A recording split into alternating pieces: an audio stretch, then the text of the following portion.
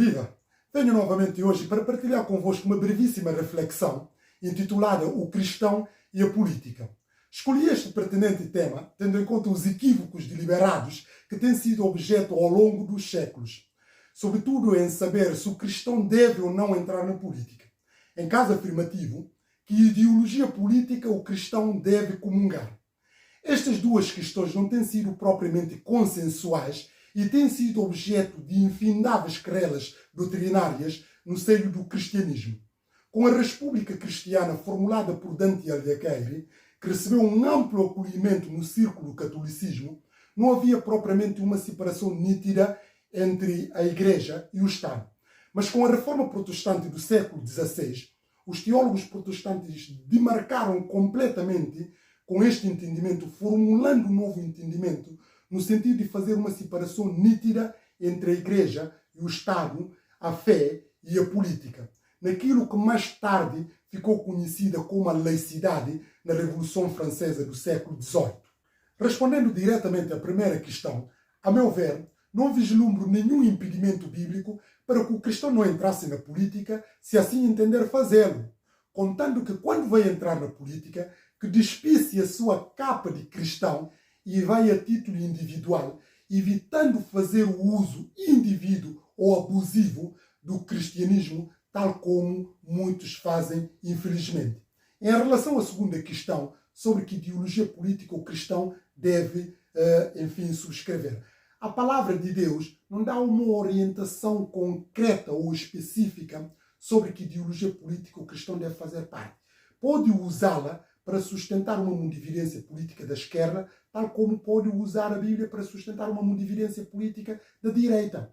Da mesma forma, pode usar a palavra de Deus para fazer apologia política do conservadorismo, do reacionarismo, do progressismo e do liberalismo.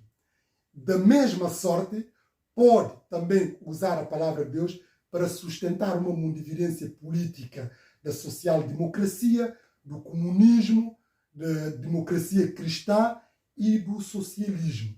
Ou seja, todos esses partidos políticos, todas essas ideologias, têm sempre algum amparo ou parte dessas ideologias políticas encontra sempre algum acolhimento na palavra de Deus. Dito por outra palavra, de outra forma, a palavra de Deus vai muito mais além do que esses partidos políticos, do que essas ideologias políticas e transcende-os em larga escala. Por isso torna-se minimalista ou redutor, associar os nossos princípios e valores, associar a palavra de Deus a única e exclusivamente uma ideologia política ou um partido político. Tal como eu disse, e volto novamente a reafirmar, todos esses partidos políticos, todas essas ideologias, naquilo que de bom tem, porque certamente tem sempre alguma coisa de boa, parcialmente, que pode ter amparo na palavra de Deus. Razão pela qual não é sensato de nós estarmos a comprometer os nossos princípios e valores com uma única ideologia, com um único partido político, ou até menos com um putativo candidato. Mas infelizmente o que nós vemos não é isso que tem estado a acontecer.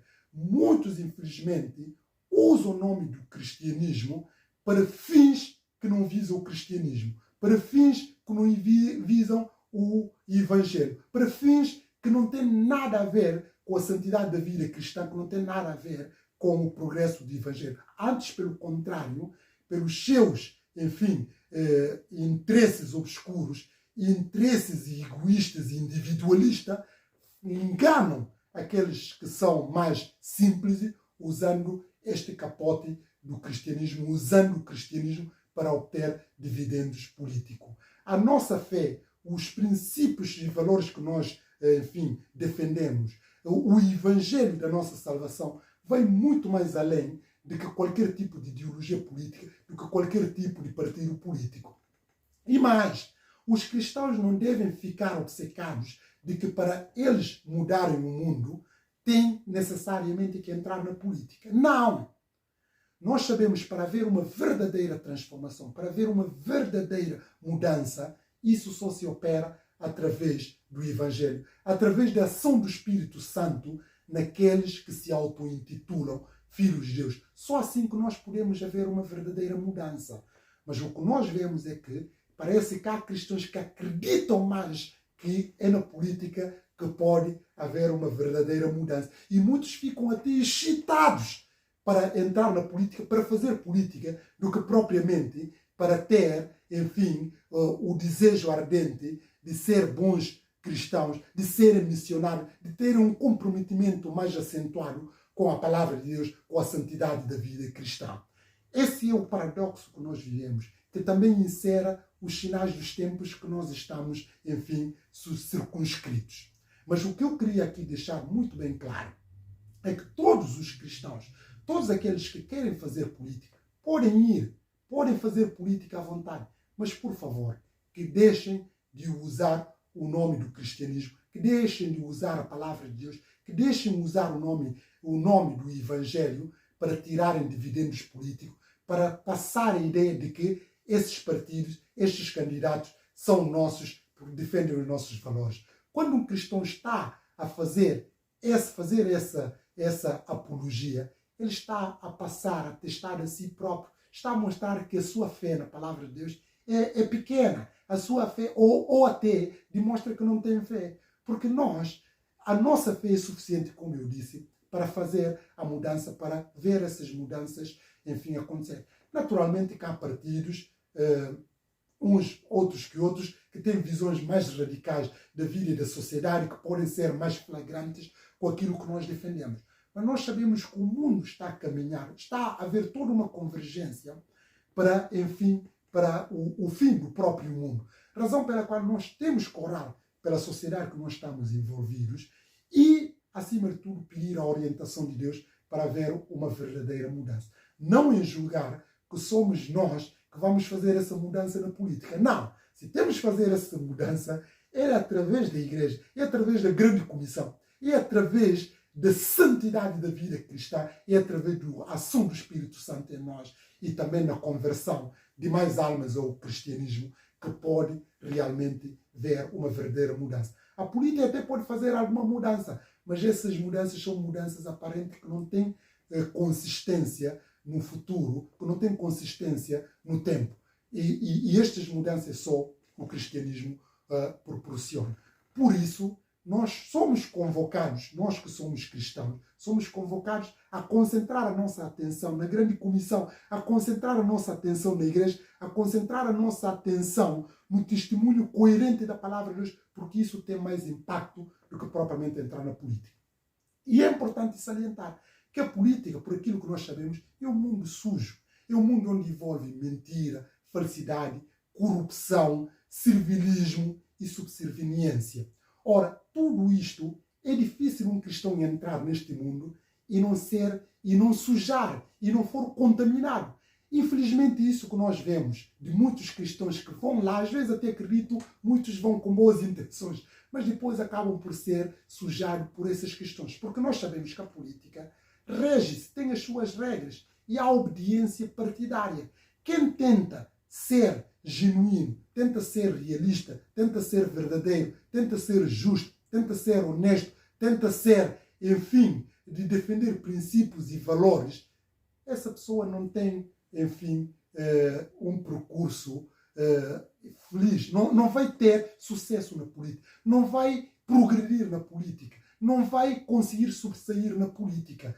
Por quê? Porque essa pessoa vai ser objeto logo, alvo, e vai ser contrariado e vai ou moldar aqueles padrões do partido ou deixar-se, ou, enfim, sair. Só há esta alternativa. Razão pela qual o refúgio, a meu ver, não é propriamente de nós, os cristãos, estou a falar, os cristãos, de pensar que é na política que nós temos a paz, porque é um mundo sujo. O cristão, quando vai lá, é difícil não ser contaminado. Mas também, se vai lá e querer ser realista, ele não vai ser dado oportunidade, não vai conseguir triunfar. Esta é a razão pela qual cada um tem que avaliar o que entende, o que acha que pode fazer mais diferença. Mas eu não tenho dúvida que a nossa diferença passa, acima de tudo, no nosso testemunho, da nossa vida santificada, do nosso comprometimento com a causa do Evangelho e com a Igreja do Senhor Jesus Cristo. Só assim que vamos conseguir operar uma verdadeira mudança que começa, em primeiro lugar, na nossa vida, na vida dos nossos familiares, na nossa sociedade, no nosso país e no mundo em geral. Que Deus nos abençoe, que Deus nos ajude a não deixarmos ludibriar, como muitos têm estado a ser feito pelos putativos candidatos, pelos partidos políticos que se arrogam de cristãos, que se arrogam de defender a causa do Evangelho, mas que na prática não traduzem nada do Evangelho, não traduzem aquilo que se espera de um cristão, etc, etc. Que Deus nos ajude a poder abrir os nossos olhos, abrir os nossos horizontes, de não cair nestes engodos.